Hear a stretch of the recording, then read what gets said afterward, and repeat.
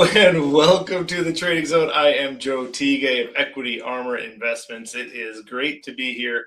Hope you're off to a great start to the trading week. Hope you had a great weekend. Brian Stutland is usually with me.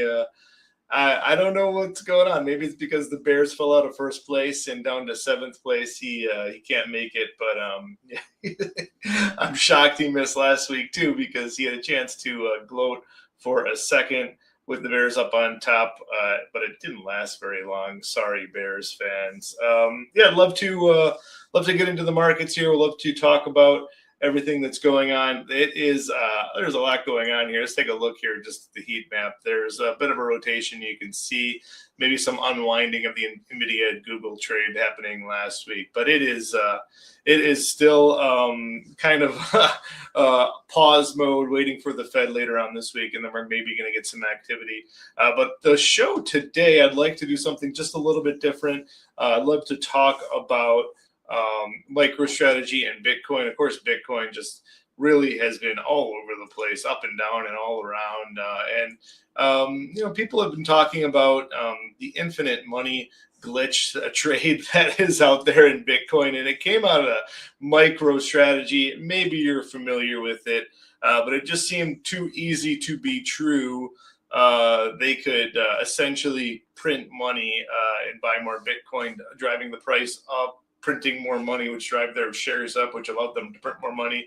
And that seems like it's starting to come to an unwinding and an unraveling, and it's really coming close to unraveling right around this decision by the MSCI to say that this is no longer considered a indexable stock. It cannot be something that can go into indexes, which it is in the Russell 2000, 3000, and also, most importantly, the NASDAQ 100, as well as the MSCI World Index. So it is going to be forced selling once this goes through, and that will be happening in January. And I've seen this story before, where we all know an event is coming. Yeah, there's an initial downward pressure on the stock when you have this big negative event that's going out there, but it just continues out there. And as a market maker, which I used to be one, when I knew a big order would be coming through, I don't give them the best price I possibly can. I know this order is going to be coming through.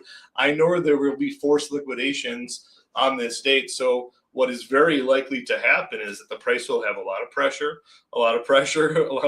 until this date. And then the worst price will be the forced liquidations, which happen on the date. And then, of course, it will be unwound and people will be buying the dip only after that happens. So I think we should be prepared for that. Bitcoin hodlers, Bitcoin traders, just kind of prepare for this, because this is just out there. Everyone knows this is going to happen.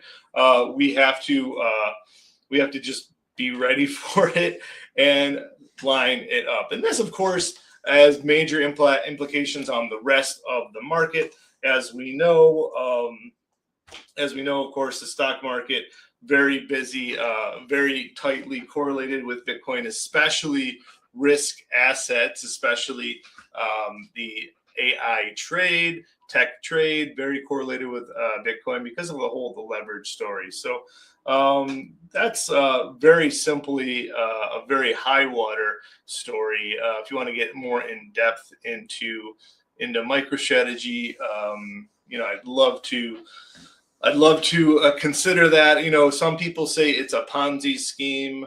MicroStrategy, of course, the way that the infinite money glitch operates is they issue debt, and then they take that debt and they buy Bitcoin. And now for that debt, they have to pay a high interest rate, a high dividend payment on their preferred shares. And then, of course,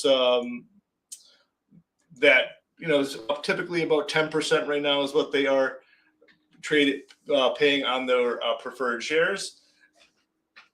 And that requires them to appreciate by that amount in order to continue that trade. So they have to pay that dividend payment off, and then they have to sell. In order to pay that dividend payment off, they have to sell more shares. And this works very well when Bitcoin is going higher. Of course, you can maybe see this a little bit closely here. When Bitcoin's going up, this trade works very well. It's very easy to pay off a 10% dividend payment when Bitcoin's having a 20%, 30%, 100% year, which it's had plenty of lately. But when Bitcoin has a flat year, like we're seeing now, that kind of sets the trade in haywire.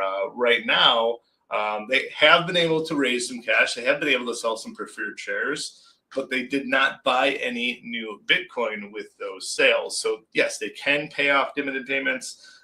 They're not necessarily at risk to not paying their dividend payments for the next year and a half. But if Bitcoin doesn't go higher, they are in a world of trouble.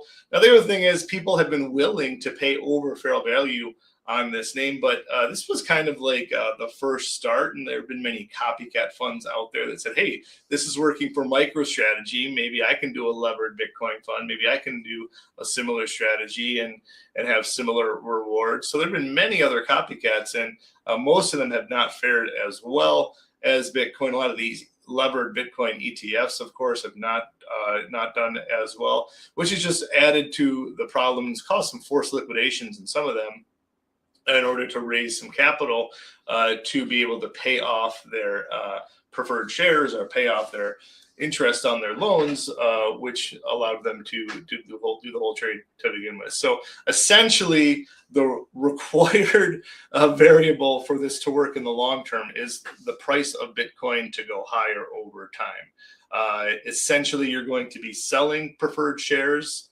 to pay back previous investors. Essentially, when you have to borrow money to pay your current investors or either get new investors to pay off your current investors, a lot of the times people will call that a Ponzi scheme. And, for better or worse, that's what we're looking at here, just describing it as it is. Whether or not Bitcoin is able to appreciate more than 10% next year, I'm not going to say that is going to happen. I can say that the earnings per Bitcoin or the value per Bitcoin is not changed, whether it goes to 200,000 or to 50,000. If it has a 50% drop or 100% return next year, the value of them will not necessarily change. There will still be one Bitcoin, and they'll produce exactly nothing, which is kind of the problem here. It's kind of a bet that the economic system is failing, which is a very attractive bet. A lot of people who have liked gold over the long term have liked that bet. But at some point, once you get past all these hurdles, like we have a very pro Bitcoin president, a very pro Bitcoin SEC chairman, it's ETFs all over the world. It's in portfolios. This is just part of normal investment. It just comes to a point of like, okay, what are you doing for me lately? And at some point, you're just left with the true believers that are just out there saying, hey, this is the future. When in reality, there's so many other coins that can do the exact same thing that Bitcoin can do. For a lot of the smart contracts, some of the other coins out there are better than Bitcoin. And then some for the secured payments, a lot of the tethered coins have a lot of advantages over Bitcoin. So it's just a question for me. Hit me up. Let me know what you disagree with. I'd be happy to discuss it. But for me, this is just kind of a sign of like the excesses in it, and it just ultimately this is just a massive red flag for me. But bottom line is, it should be a buying opportunity once this is over with. Once that MicroStrategy is removed from these indexes, which by the way, there should be pressure on these on Bitcoin and the market in general until this removal happens. So just something I'm watching very closely. And kind of piggybacking off of that trade is I'm expecting some volatility in January. I'm expecting to see, either this is going to cause some contagion and pullback in the major indexes, or not, and we'll rally higher. And my trade of the week is surrounding that exactly. I'm looking at maybe some downward pressure here. I'm looking at getting some protection for the portfolio here, and also looking for a buying opportunity after Jan expiration. So expect some weakness through Jan expiration, mostly because of Bitcoin, mostly because of the pain that MicroStrategy is just putting on the market. And, the bottom line is a pullback is actually healthy here for stocks. Pullback is healthy when you have these higher valuations.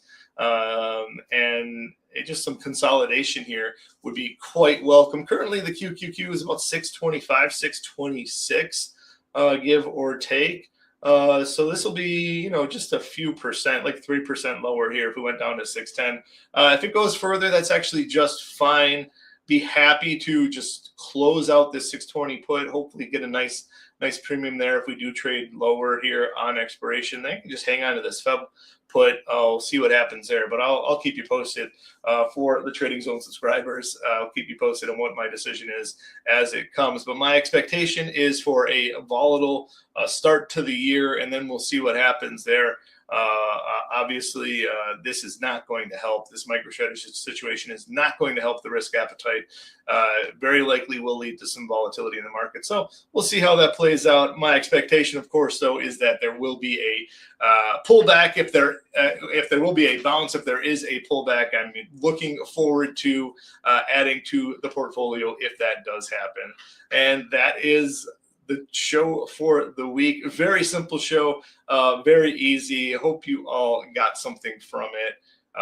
If you have a disagreement with me about MicroStrategy or Bitcoin, let me know. Happy to hear it.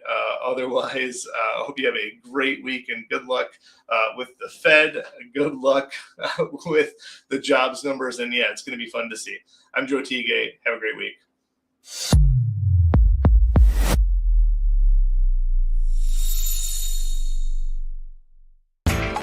You know how the financial world goes. Here comes the buzzkill.